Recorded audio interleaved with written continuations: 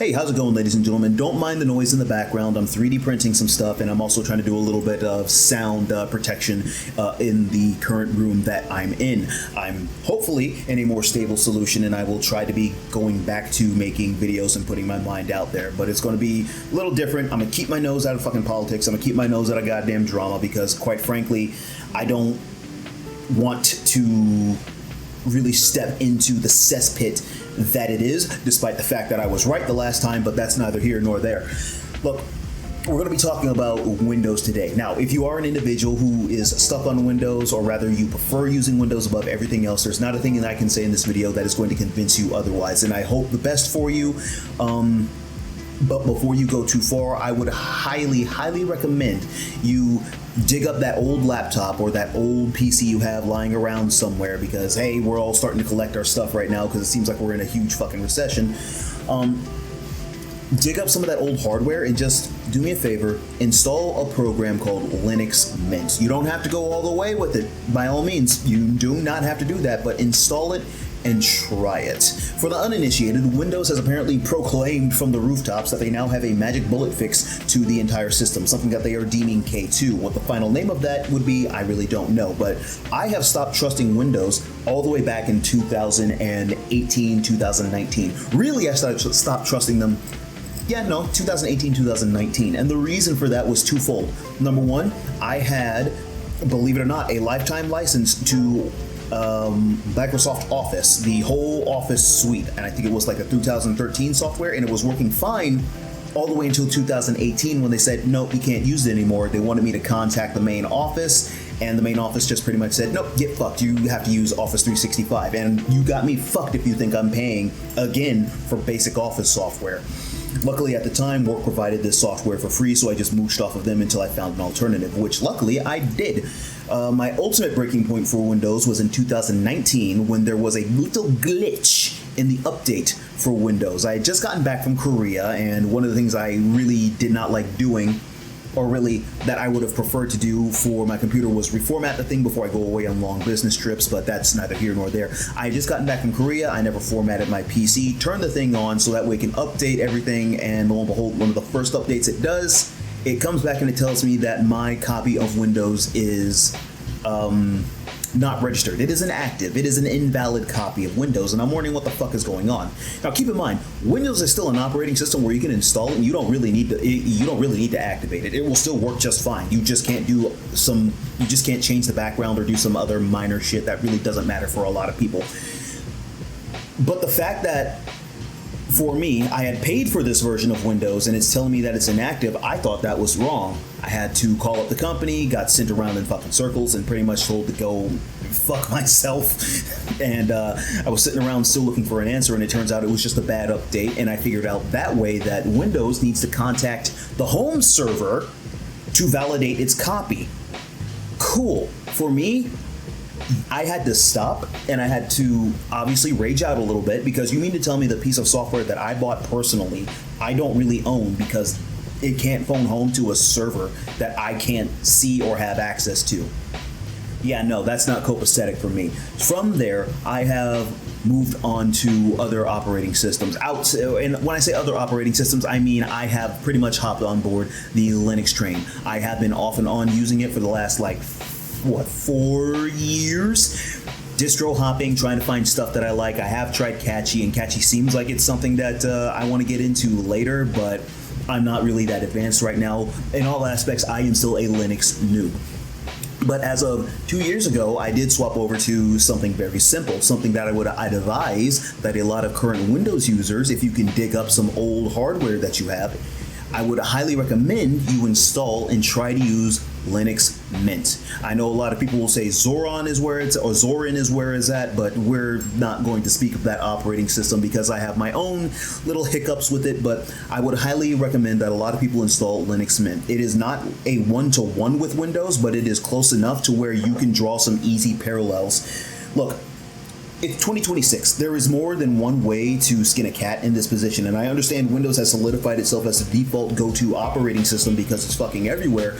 However, in its own hubris with the last updates and the last things that it kept pushing, and i.e. this is all due to the new CEO, Satya Nadella, that jackass, who was a cloud engineer that doesn't understand the purpose of an operating system, yeah, it's a lot of stuff that he pushed that just turned me sour on the entire idea of Windows. He's the reason as to why Windows has the phone home.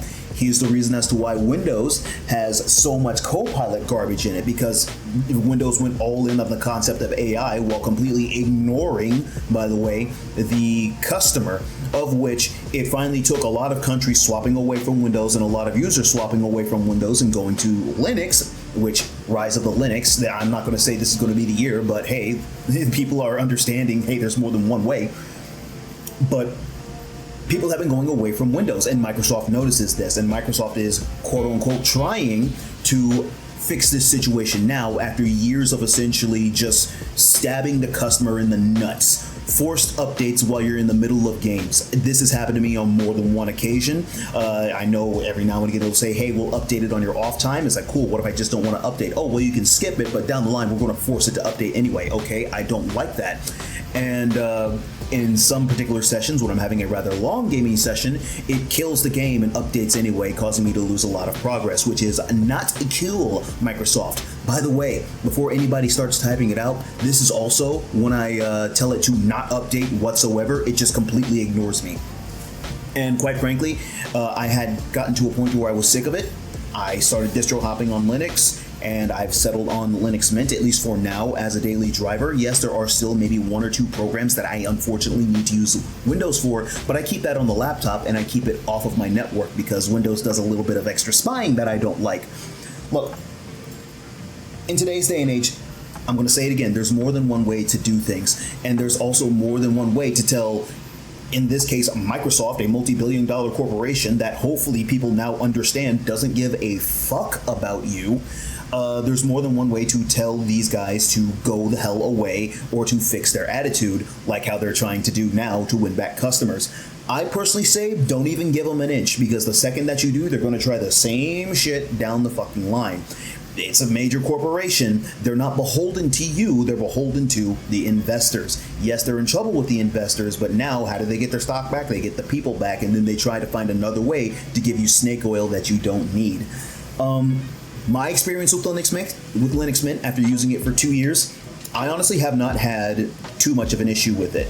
And yes, there are some people who are going to be out there talking about, oh, well, Linux just seems like it's going to be a pain in the ass to configure because, you know, there's some stuff I'm not familiar with. If something breaks on Linux, I'm not going to know how to fix it. To which my counter argument is, well, when something breaks on Windows, don't you usually Google a solution? It's the same thing on Linux, man. There's really no major fucking difference here. Yeah, you have to be a little bit more technically savvy and be able to, you know, type, because the majority of your fixes are going to be coming, they're at least being put into the, what do you call it? The terminal. But even still, there's step-by-step instructions on how to use the terminal for most sites, to which I have used to get this thing up and running. And guess what? It only took me maybe like, 15 minutes? And that's just 15 minutes of troubleshooting. After that, I installed all my programs and I was good to go. Linux doesn't force me to update if I don't want to update. Linux, if it does update, hey, it just updates passively in the background, something that Windows still, for some reason to this day, hasn't exactly figured out how to do. The only time I will catch Linux doing a major update to where it actually has to shut down my system if it's just directly upgrading the kernel. And when I say upgrading the kernel, I mean it's a major overhaul. Otherwise, hey, just run that shit on passive. If you want it to automatically update, set that thing to automatically update. It'll do it by itself.